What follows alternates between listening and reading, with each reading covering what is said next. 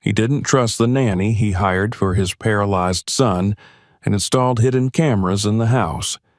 But what he saw on the tapes changed his idea of trust, care, and real family forever. Subscribe to the channel. Where are you watching from? Write in the comments. The morning light filtered through the expansive glass walls of the Carter estate, casting pale golden stripes across the gleaming floors. The house, tucked into the hills just north of Los Angeles, was silent but alive, its systems humming beneath polished surfaces, automated blinds adjusting as the sun crept higher. Yet inside, the silence wasn't just one of comfort or affluence. It was the kind of silence that settled deep into walls, into the spaces between rooms and people. It was the silence of a home holding its breath. James Carter stood at the edge of his son's room, a porcelain mug of untouched coffee cooling in his hands. He didn't look at the monitors today. He didn't need to. The boy hadn't spoken in weeks. A year and a half had passed since the accident, and Miles had spoken only when required, and even then his voice was the fragile echo of what it once was. No protests, no laughter, not even the sharp, impatient questions that had once filled this very room. Miles sat in his wheelchair by the window, thin arms folded across his lap, eyes trained somewhere far beyond the glass. His dark curls had grown unruly, shadowing his brow, and his face, once round with boyish mischief, had hollowed subtly, hardened with a stillness that was difficult to witness. His legs, motionless, were tucked beneath a soft blanket, more for dignity than warmth. James remained in the doorway longer than he intended to. He wanted to say something, to ask a question, anything, but the words clotted at the back of his throat. Instead, he turned away, walking briskly down the corridor to his office, where a wall of screens and data awaited. This was where he understood the world. Here, everything had logic. Everything could be measured, forecasted, controlled. He was the founder and CEO of a billion-dollar tech conglomerate. Streamlined logistics, artificial intelligence systems, corporate security frameworks. He had been on the covers of Fortune, Time, and Forbes, a symbol of calculated brilliance, self-made and unflinchingly efficient. Raised by a single mother in South Central, James had clawed his way out of poverty with intellect and sheer will, learning early that control was safety. Emotion, he discovered young, was liability, but grief did not obey rules. No system could predict it. His wife, Carmen, had been the one to believe in healing, in things unmeasured by numbers. She had taken Miles to music lessons, bought him watercolor sets, told bedtime stories without ever repeating the same one twice. She'd been the warmth in the room. That morning, a year and a half ago, when he was stuck in traffic and Carmen had insisted on picking up Miles alone, he'd argued briefly before relenting. He still remembered the sound of her laugh over the phone. "We'll be fine, Jay. It's just a little rain." It wasn't. The collision happened on a wet stretch of road, an out-of-control delivery truck, a split second. Carmen died instantly.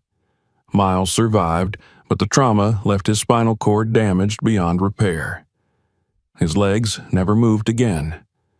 James had been at the hospital within the hour, but everything after that day existed in fragments.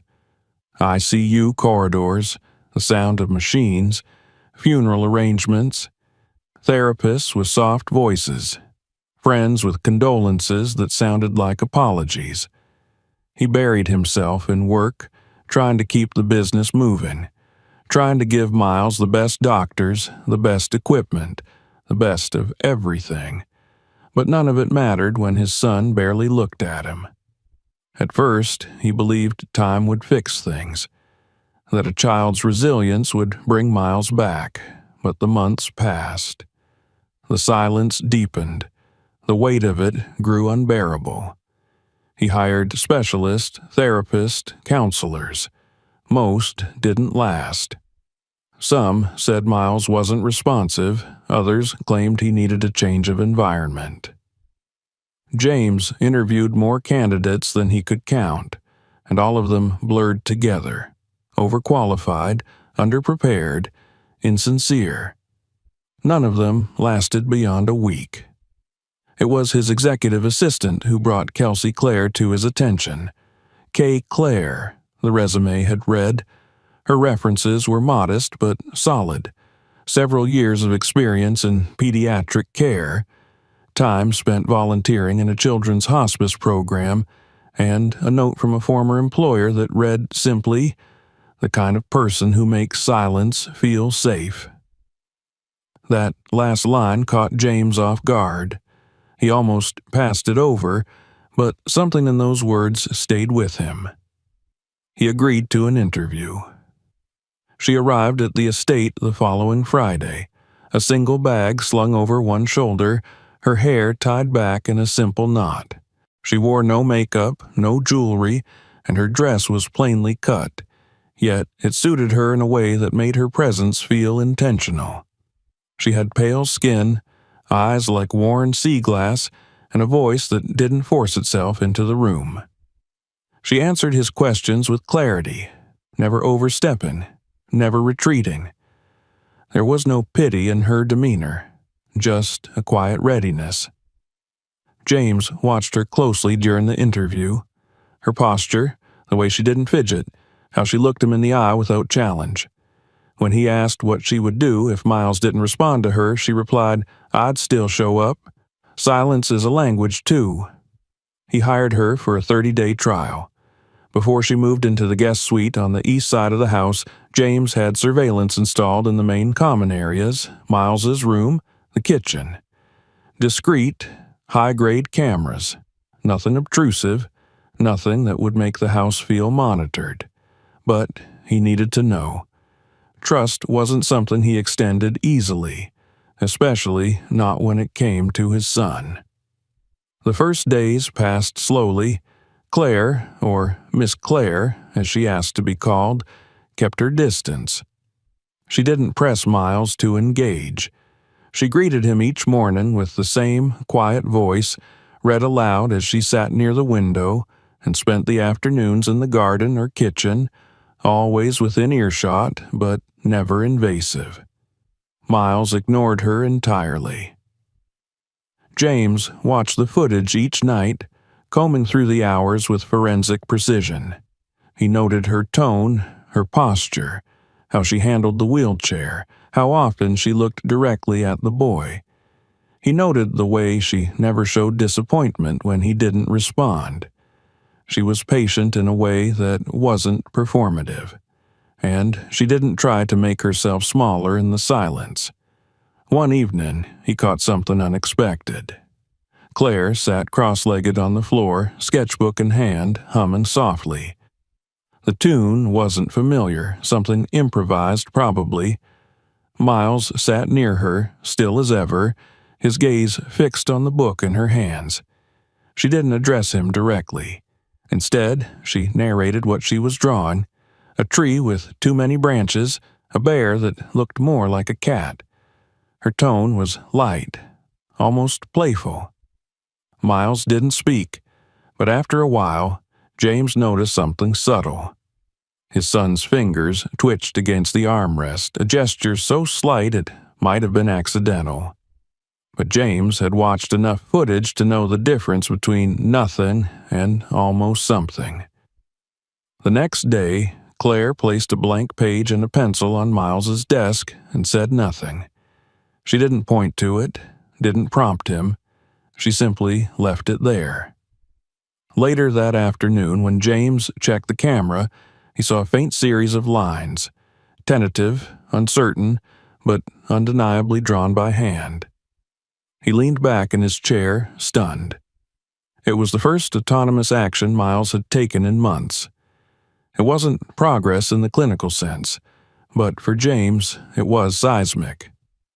Over the following week, more of these moments began to appear. Claire continued her quiet routines, sometimes reading aloud, sometimes sketching, sometimes sitting in silence. Once, she rolled the piano closer to Miles and played a simple melody with one hand. He didn't respond, but his head tilted slightly, as if tracking the sound. And once, just once, he laughed. A short, surprised burst of breath that followed one of Claire's absurd stories about a hedgehog that wanted to become an astronaut. James was watching live. The laugh rang through the speakers like a bell. He sat motionless for a long time afterward, staring at the screen, his hands numb around his glass of water. Something had shifted. It was too early to name it, too fragile to examine, but it was there. Still, James hesitated. This woman, this pale, southern-born stranger, was becoming a fixture in his son's life. And though he saw her gentleness, her sincerity, some part of him resisted. Not because she was doing something wrong, but because she was doing something right. And he wasn't. He had built a world that obeyed his rules.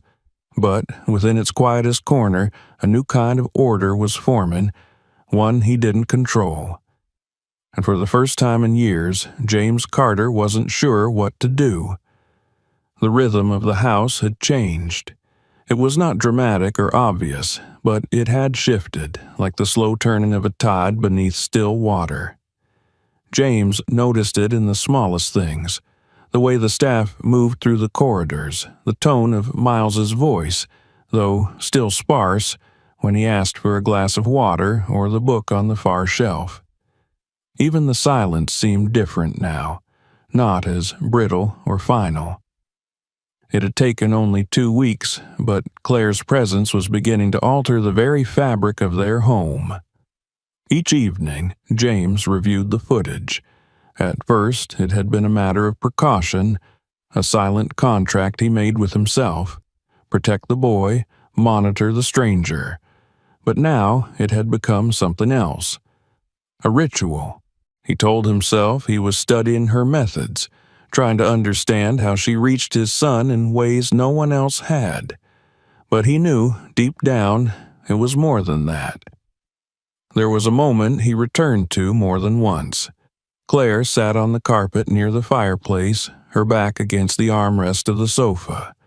She had placed a small canvas in front of her and painted with calm, deliberate strokes, narrating her choices as though to herself. "This shade is too bright. Maybe a little more blue." Miles sat nearby in his chair, head slightly turned, his fingers resting on the wheels. He said nothing, but his eyes were on the brush. James watched him watching her. That day, Claire left a second canvas beside her finished one. She said nothing. When she returned an hour later, there were 3 strokes of color on the blank surface: green, blue, and a hesitant smear of yellow. James remembered pausing the video, studying it, as if the colors might speak to him. It was not the painting that moved him. It was what it meant. Miles had made a choice, he had acted, and no one had told him to. Claire continued in that same vein. No pressure, no praise that felt forced. She left space for silence. She left room for Miles to choose, and he did, slowly, cautiously. One afternoon, James came home early. His meetings had ended sooner than expected, and instead of returning to the office, he had instructed his driver to take him directly to the house. He didn't announce himself. He walked quietly through the hall, stopping at the edge of the library. There they were. Claire was seated on the floor with a book in her lap. She read aloud, her voice steady and soft like water slipping over stones. Miles was near her, one hand idly tracing a line in the rug. He wasn't looking at her, but his body was angled toward her. He was listening. James watched them without moving. He felt something tighten in his chest. It was a strange emotion. Pride, perhaps, or sorrow. Maybe both. It was difficult to name. He had not seen his son so engaged in over a year. He returned to his study without announcing his presence. That night, he didn't review the footage. He didn't need to. The days unfolded with similar quiet revelations. One morning, Claire placed a stack of old records on the table, brushing dust from their sleeves. James recognized them instantly. They had belonged to Carmen. Jazz, soul, a few classical pieces she'd loved in college.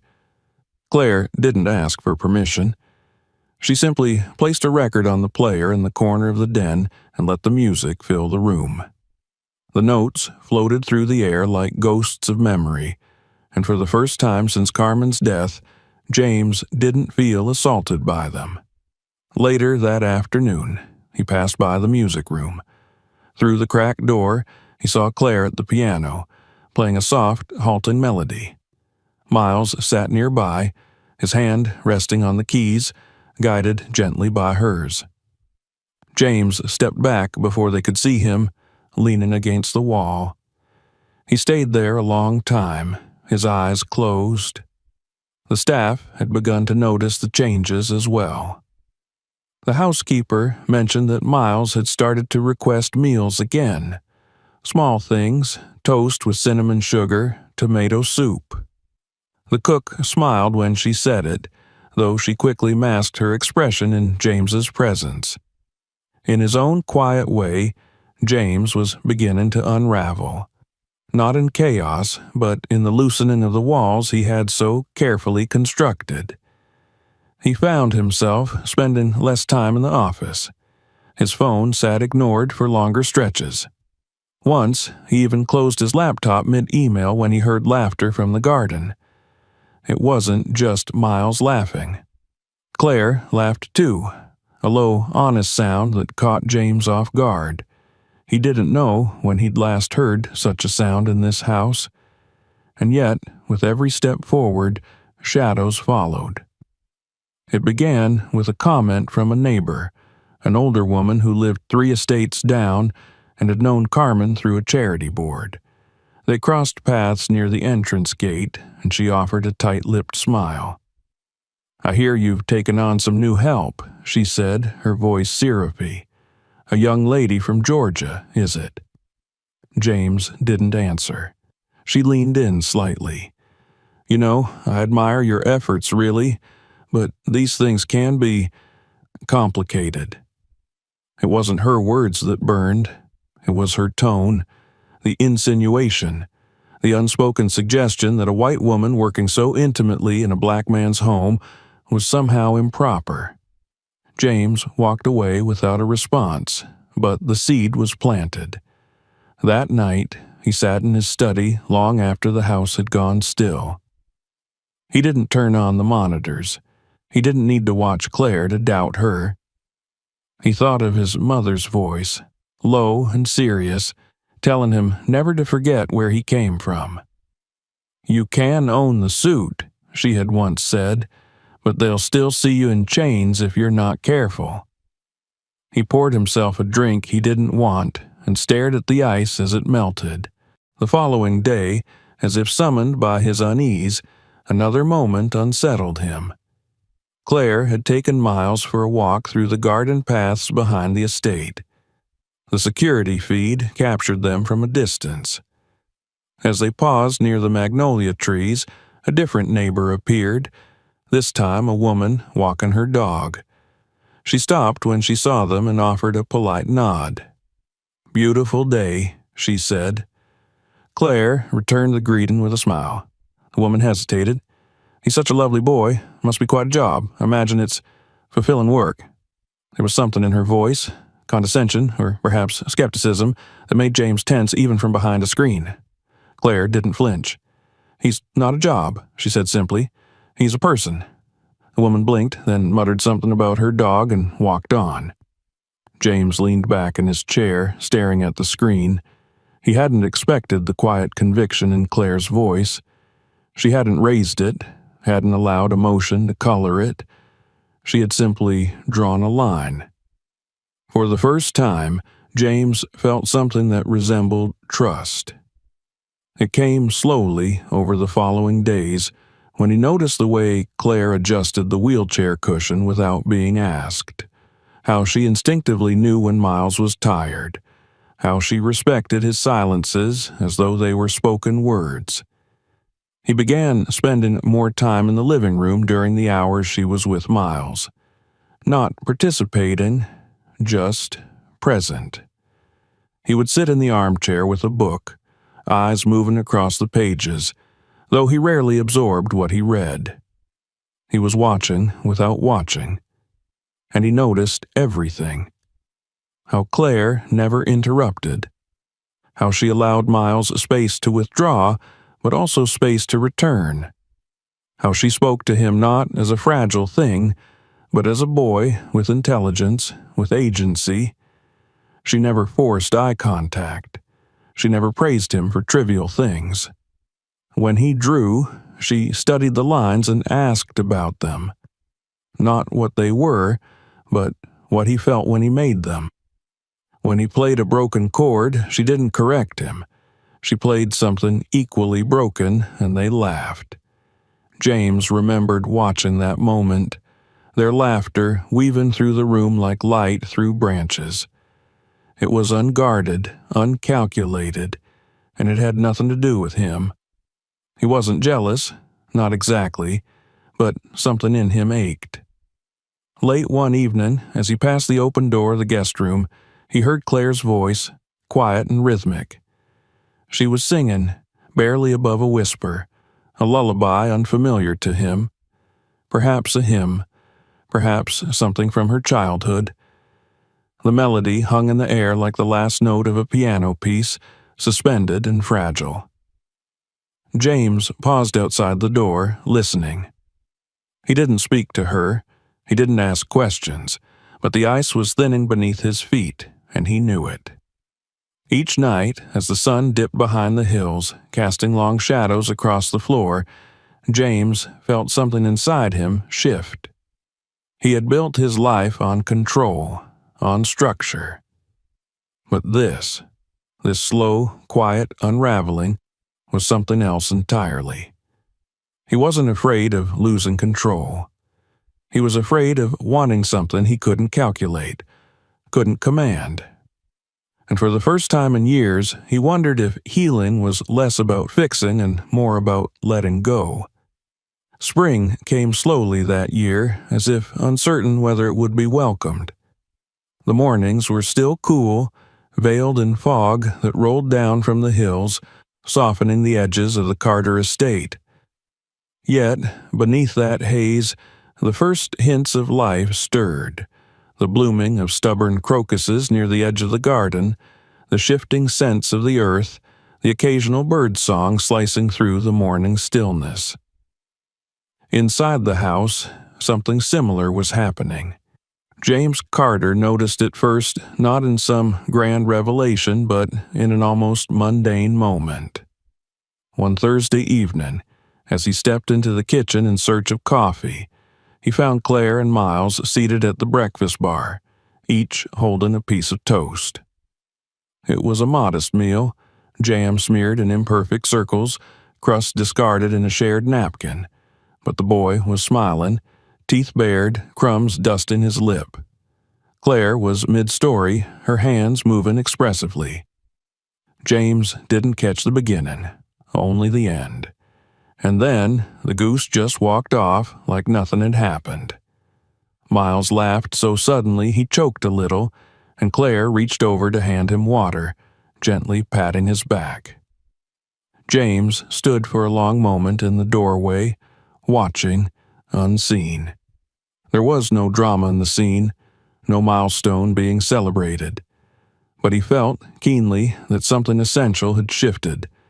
His son was present, not just existing in the room, but alive within it. He began to linger more after that, not spying or listening from shadows, but placing himself in proximity. Some evenings he'd sit in the armchair near the fireplace, feigning interest in a book while Claire and Miles worked on puzzles or played music. Other times he'd join them briefly at the table, adding a piece or offering a word of encouragement before withdrawing. Always cautious, always composed. One Saturday morning, Miles asked him directly, "Dad, are you staying today?" James hesitated. He looked at Claire, who didn't respond, giving him space to choose his answer. "Yes," he said, the words surprising him. "I thought I might." Miles didn't say anything more, but James noticed how the boy's shoulders relaxed, how he leaned back into his chair as though allowing himself to enjoy the moment. They spent the day together. Claire suggested a simple art project, cutting images from magazines and arranging them into a vision board, though she never called it that aloud. They worked around the kitchen table, scissors and glue scattered, laughter growing less guarded with each passing hour. James found himself absorbed, flipping through a stack of travel magazines, selecting an image of a quiet cove. "I think we should go there," he said aloud without meaning to. Miles looked at the photo. "Is that Greece?" "Somewhere on the coast," James replied. "Your mom always wanted to visit." Miles didn't answer, but he reached over and glued the image to the center of their board. The connection between them was no longer hypothetical. It wasn't something James observed at a distance. It was real, growing, delicate, and it terrified him. He found himself thinking about Claire in ways he hadn't allowed before, not just as the caregiver who had brought his son back to life, but as a presence he had come to depend on. She was so often calm that he sometimes forgot the strength beneath her quiet. But it revealed itself in her constancy, in the way she never demanded attention, never performed affection, never asked for praise. She simply was. He remembered watching her one morning in the garden, sleeves rolled up, dirt smudged on her forearm as she helped Miles repot a small flowering plant. They weren't speaking. Claire moved slowly, explaining the steps only once, then letting Miles do the work. James could have watched them for hours, but desire, even the quiet kind, brought with it confusion. He questioned himself. Was this real, or just gratitude misplaced? Was he seeing her clearly, or through the lens of his own emotional hunger? And did it matter? His past whispered warnings. He had learned early to guard against weakness, to avoid entanglements that could complicate or corrupt.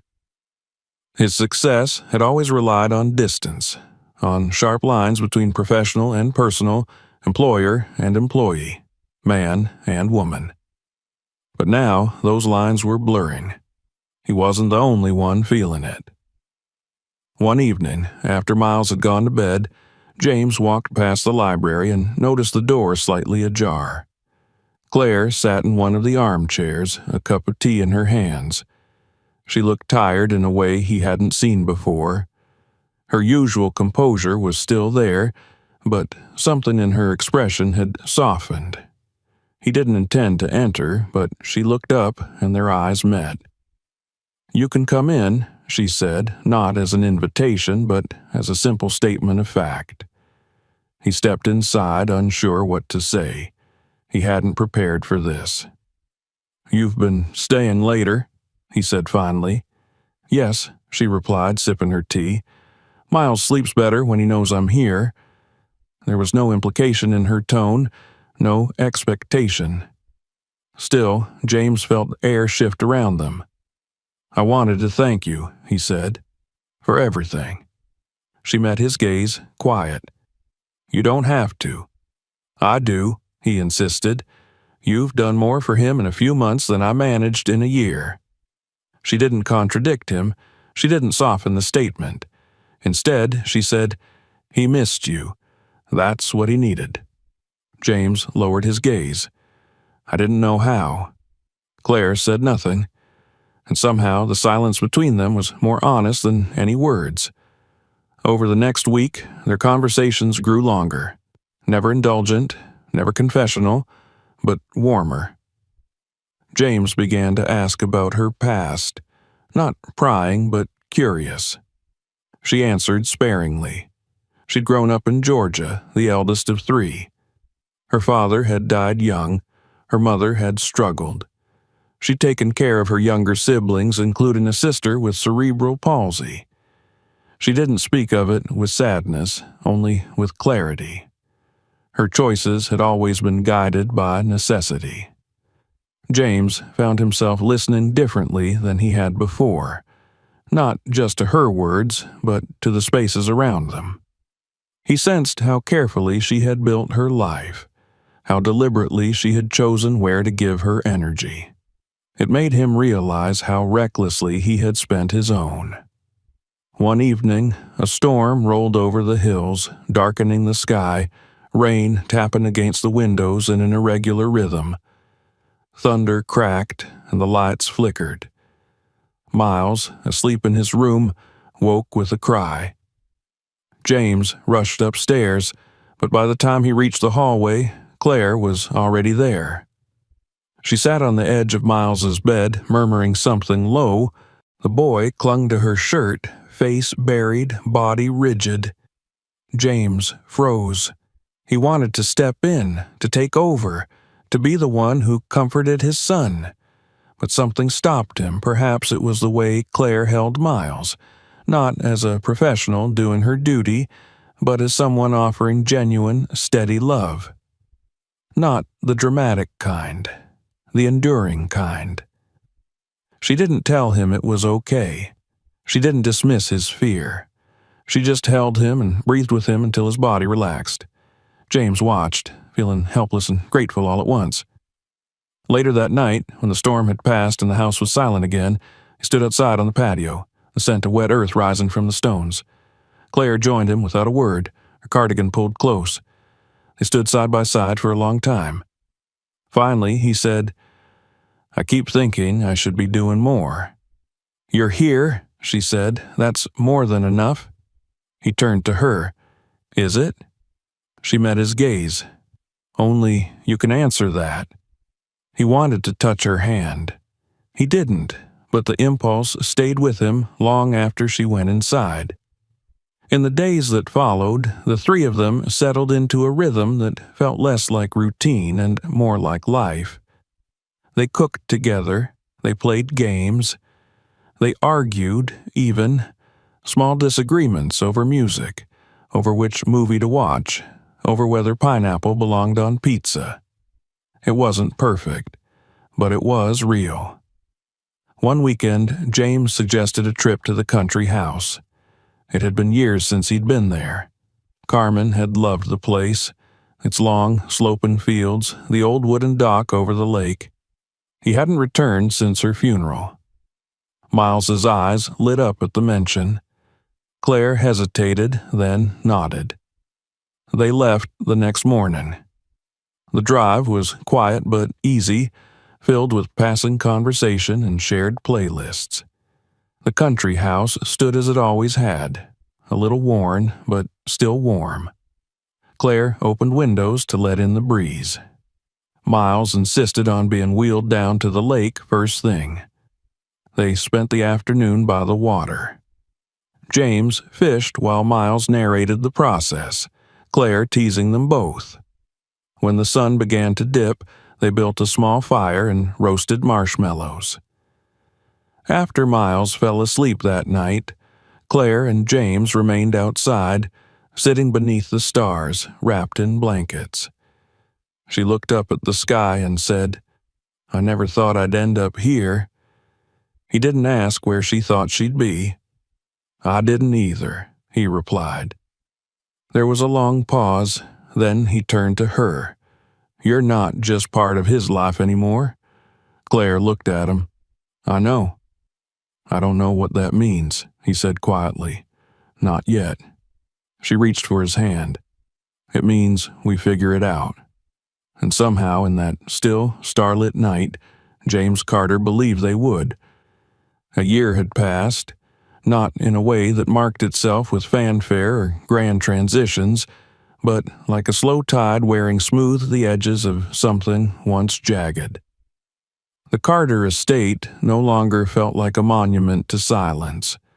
Life moved through it in the soft rhythm of familiar steps, gentle voices, shared meals, and the steady pulse of presence.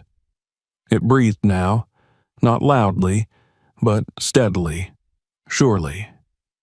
James woke earlier these days, often before the rest of the house stirred. He liked to stand in the doorway of Miles's room, watching his son sleep peacefully, the covers curled around his legs, a small plush toy tucked beneath one arm. It was the same toy Claire had given him months ago, purchased on a whim during a grocery run, with no significance beyond a silly smile and a soft texture.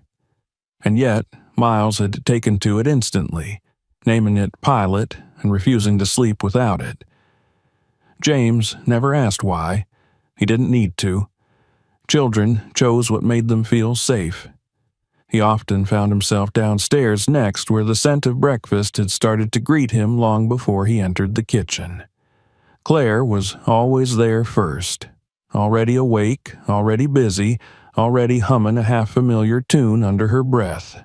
Not every morning, but enough that he had come to associate that quiet song with the smell of toast and cinnamon.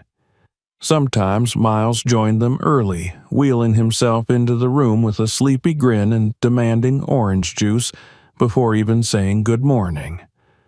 Other times, he lingered upstairs, calling down a request for pancakes or asking James to carry him down, just because.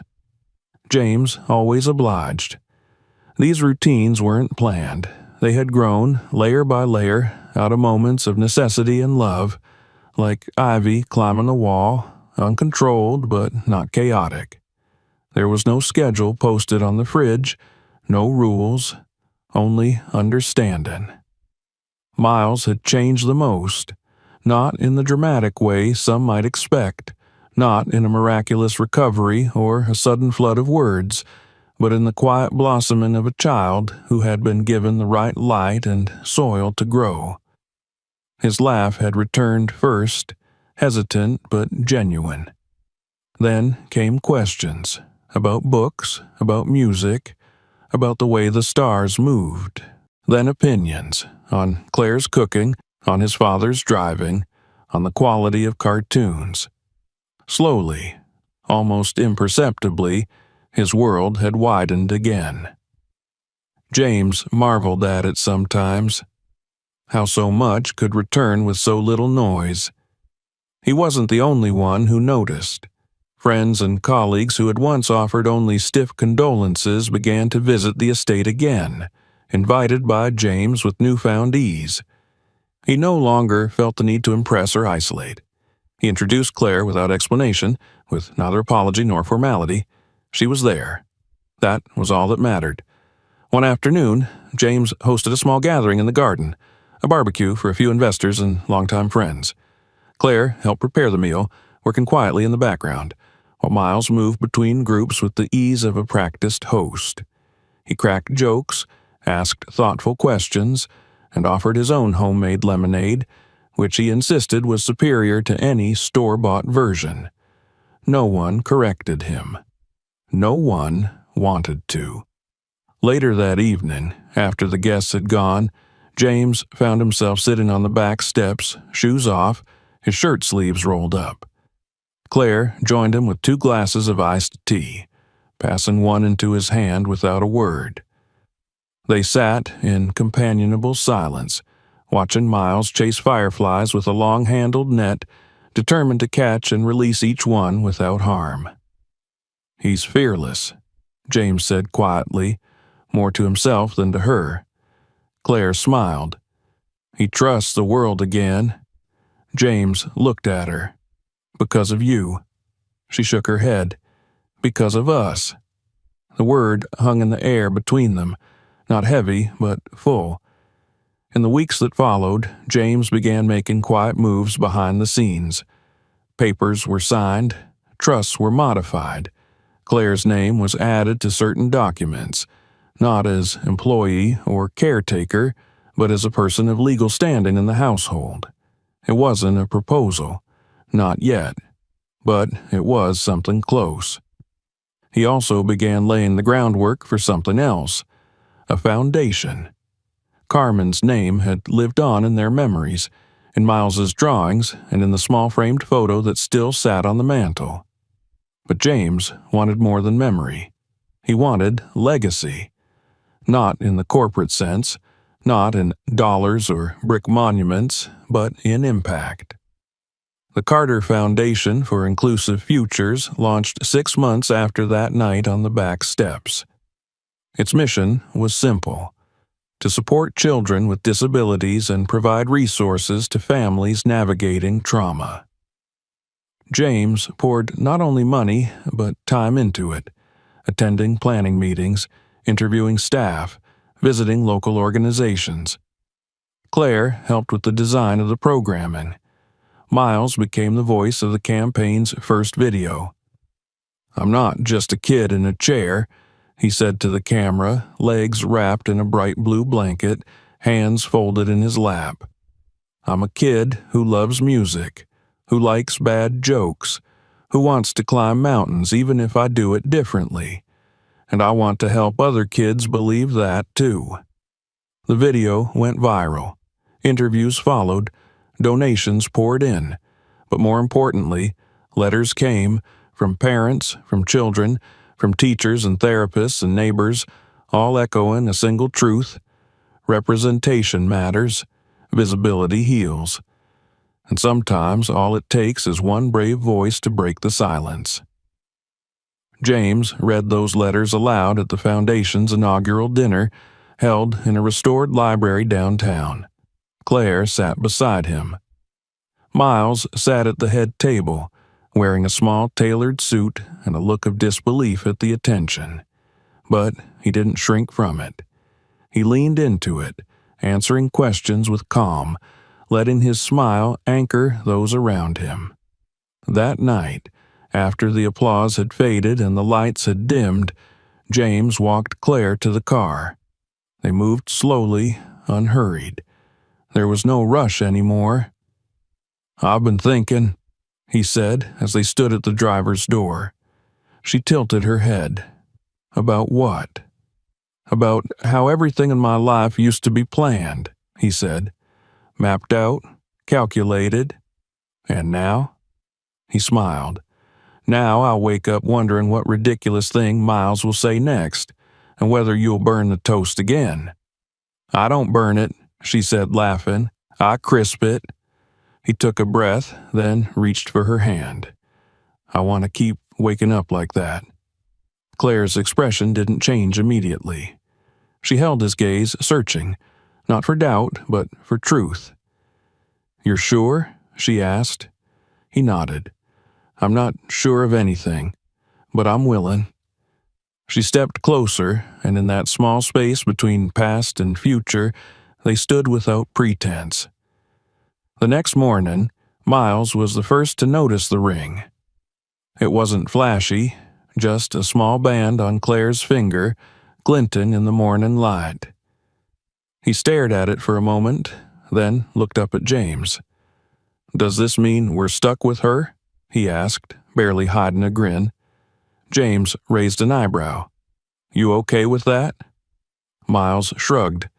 "Only if she keeps making waffles." They were married quietly, surrounded by people who mattered. No press releases, no speeches, just vows exchanged under an old tree in the garden, Claire's hand in James's, Miles grinning in the front row, Pilot sitting proudly in his lap. When their second child was born, a boy with his father's deep eyes and his mother's calm, Miles was the first to hold him. James watched as his son cradled the infant with reverence, whispering something only the baby could hear. He thought then of Carmen, of the life they'd dreamed, and the one he'd found instead. Different, yes, unexpected, but no less worthy. There was no monument large enough to contain the transformation that had taken place in that house. No camera could have captured it, but it lived in the quiet ways they moved around one another now, in the way James instinctively reached for Claire's hand at dinner, in the way Miles rested his head on her shoulder during movie nights, in the way the baby quieted whenever his brother wheeled near. One evening, as twilight settled over the hills, James stood at the edge of the patio, watching Miles push the stroller across the lawn. Claire leaned against the doorway, arms crossed, content. He turned to her, voice low. "We did this." She didn't answer immediately. She didn't need to. They had built something that didn't require explanation. A family. Not perfect, not traditional, but real. And in its quiet resilience, it was stronger than anything James had ever constructed in business or logic or pride. He reached for Claire's hand again, and together they watched their son guide the future across the grass, slow but steady, toward whatever came next. If you enjoyed the story, don't forget to subscribe to the channel. Check out the next videos and explore more stories like this one. And if it touched you in any way, share it with someone who needs to hear it.